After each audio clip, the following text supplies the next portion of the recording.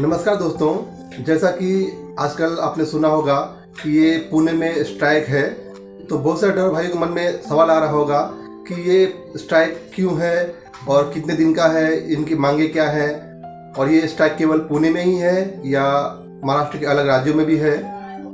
तो आइए इस बारे में डिटेल से बात करते हैं। तो दोस्तों, सबसे बड़ा सवाल कि क्या ये पुणे में स्ट्राइक है? तो दोस्तों हाँ दोस्तों, पुणे में स्ट्राइक है। आज 11 दिसंबर है और 11 दिसंबर से स्ट्राइक शुरू हो गया है और ये स्ट्राइक 11 दिसंबर से लेकर 15 दिसंबर तक चलने वाला है, यानी कि ये स्ट्राइक 5 दिन का है। ये जो स्ट्राइक है खास करके जो पुणे का एयरपोर्ट है उसके पास के लिए ही है, लेकिन सुनने में आ रहा है कि बाकी जगहों पर भी पुणे में ये स्ट्राइक का असर दिख रहा है। और जो पुणे के यूनियन के लोग हैं और जो वहाँ के ड्राइवर लोग हैं उनका बोलना है कि आप गाड़ी चलाइए, हमें गाड़ी चलाने वाले ड्राइवर से विरोध नहीं है। अगर ड्राइवर का काम धंधा बंद कर दिया जाए तो उनको तकलीफ होगी। उन यूनियन का मांग है कि जो ओला, उबर या रैपिडो या इनड्राइव जिस तरह की ऐप है, इस ऐप पे आप ना चलाएं। आपके जो पर्सनल भाड़े हैं, पर्सनल भाड़े मारिए, कोई प्रॉब्लम नहीं है, लेकिन अगर आप ऐप पे चलाएंगे तो हम उसका बाइकआउट करेंगे और अगर आप ऐप पे चलाएंगे तो हम आपको रोकेंगे उसके लिए और आपको बोलेंगे कि ऐप डिलीट करो और पर्सनल पे लेके जाओ। क्योंकि इस यूनियन का बोलना है कि खटुआ कमेटी का जो मांगे थी ड्राइवर के लिए और जो गाइडलाइन दिया गया था कि ड्राइवर का जो किलोमीटर रेट है वो कम से कम इतना होना चाहिए, लेकिन इन लोगों ने अभी तक किलोमीटर रेट बढ़ाया नहीं है।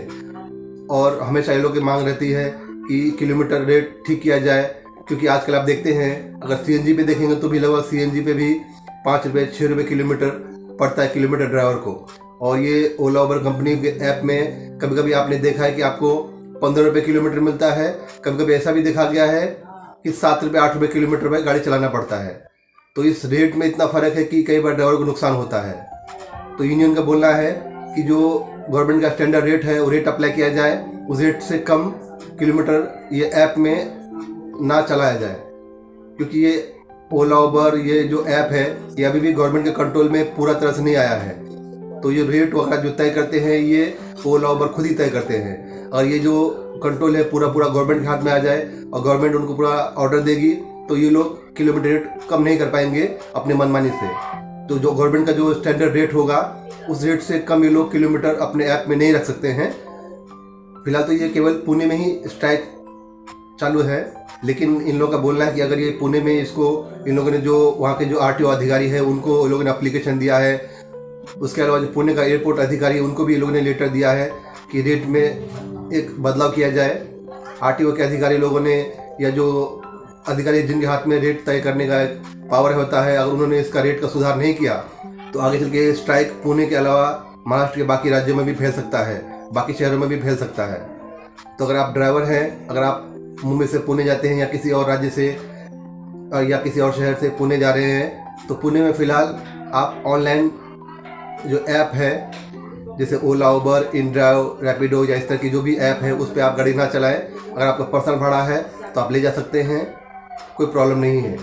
फिलहाल जो लोग स्ट्राइक कर रहे हैं उनका यूनियन है, उन्होंने कहा है कि हमने लेटर दे दिया है अधिकारियों को, अगर इन्होंने हमारी मांगे मान ली तो पॉसिबल है कि हम लोग पहले दिन ही स्ट्राइक को बंद कर देंगे, और लेकिन इनकी मांगे नहीं मानी गई तो ये स्ट्राइक आगे भी चलेगा, ऐसा इन लोगों का बोलना है। फिलहाल मैं सभी ड्राइवर लोगों से एक रिक्वेस्ट करना चाहता हूँ कि अगर आप पॉसिबल है तो आप लोग स्ट्राइक को समर्थन कीजिए।